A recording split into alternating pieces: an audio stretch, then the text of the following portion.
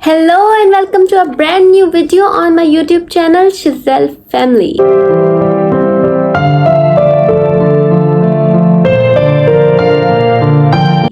So guys आज की video है अबाउट माई USCIS केस। काफ़ी टाइम के बाद USCIS के ऊपर कोई वीडियो बना रही हूँ और जिन लोगों के मेरे से कमेंट्स हैं कि सिस्टर आपका अभी तक केस अप्रूव हुआ है या नहीं हुआ है, तो मैं उनको बता दूँ कि guys I am still waiting for my case. Those who are new to my channel, let me quickly introduce to you myself. This is Michelle and I have applied for I-130 immigration visa petition for alien relative. मेरे husband California में रहते हैं और उन्होंने ही मेरा case submit कराया है। हमने अपना केस लॉयर के थ्रू सबमिट करवाया था, बट स्टिल 1 ईयर हमें हो चुका है और we didn't get an approval. अब बात करते हैं how to speed up your case, how to expedite your case, और क्या वो तरीक़ेकार है जिससे हम अपने केस को स्पीड अप कर सकते हैं अप्रूवल के लिए। तो गाइस सबसे पहले तो हमारा केस डिले क्यों हो रहा है और क्या वजह है USCIS के मज़ीद डिले की। तो सबसे पहला रीज़न तो USCIS के बैकलॉग। USCIS का एक पर्टिकुलर तरीका है जिससे वो अपने केसेस को अहमियत देते हैं। सबसे पहले तो वो सिटीज़न को प्रायोरिटी देते हैं। अगर आपके हस्बैंड या आपका स्पाउस ग्रीन कार्ड होल्डर है तो आप उनकी सेकंड प्रायोरिटी में आ जाते हैं।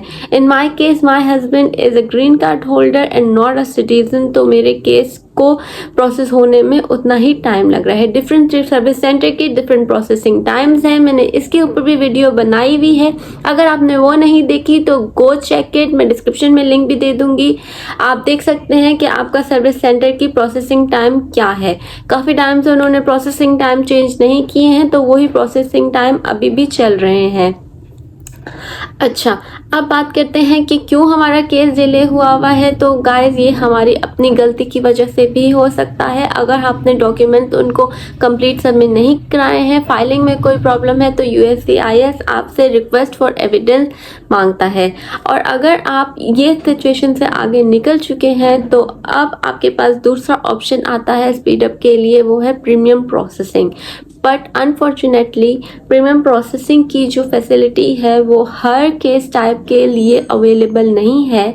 Like for I-130 premium processing facility is not available, but जिन केसेस के लिए है आई विल इनकरेज कि अगर आपका केस एक्स्ट्रा ऑर्डिनरी डिले हो रहा है और आप जल्दी करवाना चाहते हैं तो go ahead do premium processing. Premium processing आप अपने केस सबमिशन के वक्त भी करवा सकते हैं और आफ्टर केस सबमिशन भी कर सकते हैं।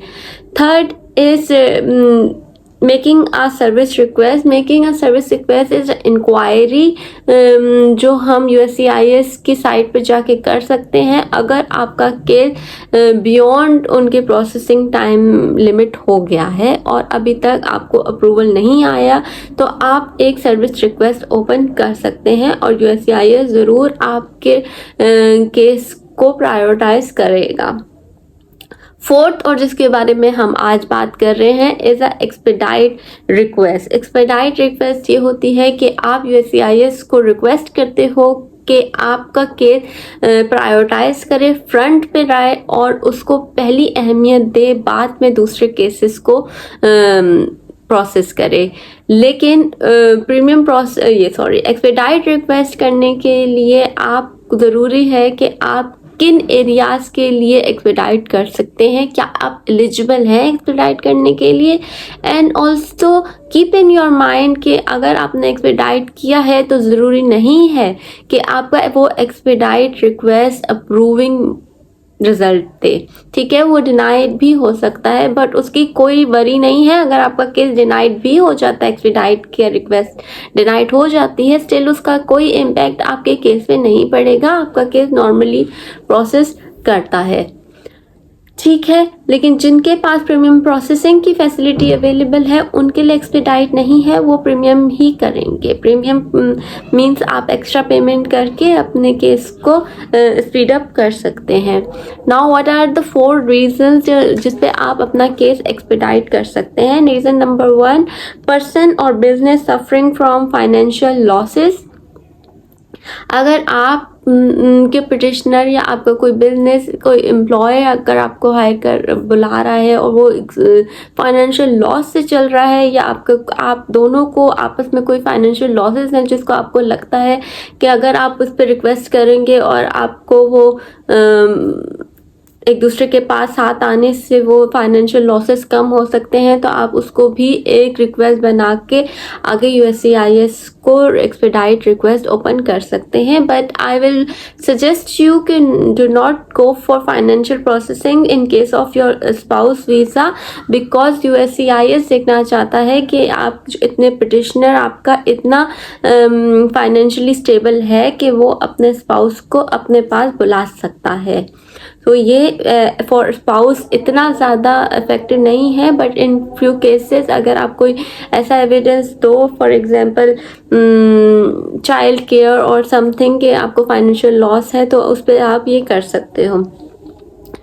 सेकेंड रीज़न जो कि ज़्यादातर लोग फॉलो करते हैं एक्सपेडाइट करने के लिए is a humanitarian emergency, like कोई मेडिकल इमरजेंसी, हेल्थ कंडीशन हो सकती है, प्रेगनेंसी हो सकती है, या कुछ इस तरीके की इमरजेंसी हो सकती है जिसके ऊपर humanitarian background like security reason हो सकता है आपके बेनिफिशरी का, या कोई इस तरीके का रीज़न लाइक आपकी प्रेगनेंसी हो गई है और आप चाहते हो कि आपका स्पाउस जल्द से जल्द आए, या आपका जो अगर आप अपने चाइल्ड के लिए कर रहे हो तो वो उसकी उम्र 21 ईयर से ज़्यादा हो रही है, तो उस केसेस में आप ह्यूमैनिटेरियन इमरजेंसी के थ्रू अपना केस एक्सपेडाइट करा सकते हो. Number third is government interest. अगर गवर्नमेंट का इंटरेस्ट है कि वो आपको बुलाने में लाइक आप हेल्थ केयर सर्विस में हो, चाइल्ड केयर सर्विस में हो, और ये गवर्नमेंट का इंटरेस्ट होता है इन फैसिलिटी के लिए कि आप उनकी गवर्नमेंट के लिए कितने बेनिफिशियल हो, तो वो आपका केस ज़रूर एक्सपेडाइट अप्रूव कर देते हैं. नंबर फोर्थ है जो कि सिग्निफिकेंट USCIS एरर है. अगर USCIS की तरफ से कोई एरर हो गया है जिसकी वजह से USCIS ने आपका केस पेंडिले कर दिया है या नहीं अप्रूव हुआ, स्पेलिंग कोई मिस्टेक हो गई है, या सो आइडियल पर्सन जो है वो पिटिशनर है, रिक्वेस्ट एक्सपेडाइट करने के लिए अपने बेनिफिशियरी को वो बुला सकता है, एक्सपेडाइट कर सकता है इन रीजंस पे. बट अगेन मैं ये कहूँगी कि ये ज़रूरी नहीं है कि आपका एक्सपेडाइट रिक्वेस्ट अप्रूव ही हो, क्योंकि USCIS के अपने तौर तरीके हैं, वो उस हिसाब से ही लेकर चलते हैं केस को. केस टू केस वेरी करता है ये सब. अच्छा, फिर मैंने जैसा से बताया कि अपना केस लॉयर के थ्रू सबमिट करवाया है, तो हमने लॉयर के से ही बात की. हमने कहा कि भाई हमारा केस अभी तक अप्रूव नहीं हुआ, क्या रीज़न है, किस तरीके से हम उसको एक्सपेडाइट करा सकते हैं. मेरे हस्बैंड ने मेरा ये रीज़न बताया कि मेरी वाइफ अकेले पाकिस्तान में रहती है, उसकी फैमिली उसके साथ नहीं रहती, तो काफ़ी सारी डिफ़िकल्ट सिचुएशंस उसको फेस करनी पड़ती हैं, वो ड्राइव नहीं करती उसको. सो ये रीज़न से मेरे लॉयर से कि हाँ, हम ये रीज़न को मद्देनज़र रख के एक्सपेडाइट कर सकते हैं आपका केस, और एक्सपेडाइट के लिए शी सेड हम खुद भी अपना अप्लाई कर सकते हैं डायरेक्टली, और हम लॉयर के थ्रू भी करवा सकते हैं. बट अभी हमने कोई एक्सपेडाइट नहीं करवाया हुआ, हमने इसको होल्ड पे ही रखा हुआ है.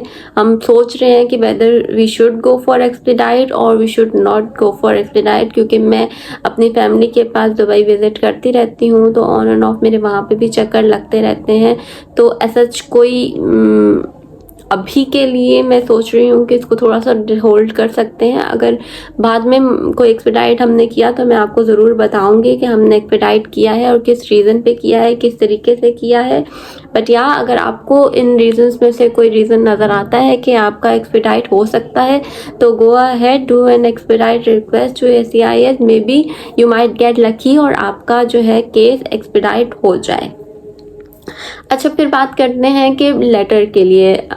अब लेटर के लिए प्रॉपर वर्डिंग, अच्छी वर्डिंग आप यूज़ करें, और जितना आप उसको एलिब्रेट कर सकते हैं उतना ही एलिब्रेट करें. आप बहुत ज़्यादा डिटेल्स ना दें उनको, और बहुत ज़्यादा लंबा बात नहीं करें, टू द पॉइंट रहकर स्पेसिफिक अपने रीज़न बताएं. इंट्रोडक्शन होता है एक लेटर में, ठीक है. सेकंड आता है आपका बैकग्राउंड, आप अपने केस के बारे में, अपने स्पाउस के बारे में, अपने रिलेशनशिप के बारे में USCIS को थोड़ी सी ब्रीफ एक्सप्लेनेशंस दें. उसके बाद आता है reason for expedite. Expedite, for example pregnancy का किसी का रीज़न है तो वो अपना ये बता सकता है that my wife is pregnant और चाहते हैं कि इस सिचुएशन में वो जल्द से जल्द आ सके, डिलीवरी नज़दीक है, या कोई अगर चाइल्ड ओवर 21 हो रहा है तो वो ये रीज़न दे सकता है। और फिर आपको प्रूफ ऑफ एविडेंस, आप अपने लेटर में भी बताएं कि आपने ये एविडेंस अटैच किया है साथ में इस तरीके से, और आप वो एविडेंस साथ अटैच भी करें। और बस closing, last is closing paragraph, एक अच्छी सी क्लोजिंग पैराग्राफ करके आप USCIS को अपनी रिक्वेस्ट सेंड करें एंड होपफुली आपको USCIS within week response दे देगा। अप्रूवल का हो या डिनाई का हो, USCIS ज़रूर आपकी एक्सपेडाइट रिक्वेस्ट को देखता है और उसको रिप्लाई बैक करता है। So these are all the things that can be done to expedite your case. I hope कि आपको इससे कुछ इंफॉर्मेशन मिली हो और जो कि आपके लिए फ़ायदेमंद हो। अगर आपको लगता है कि आपको एक्सपेडाइट करानी चाहिए so go ahead and also let me know कि अगर आपने एक्सपेडाइट कराई है और आपकी एक्सपेडाइट रिक्वेस्ट जो है अप्रूव हुई है, डिनाई हुई है, कमेंट सेक्शन में ज़रूर बताएं। इससे लोग आपके कमेंट्स पढ़ेंगे और उनको भी कोई अवेयरनेस मिलेगी और मुझे भी मदद मिलेगी।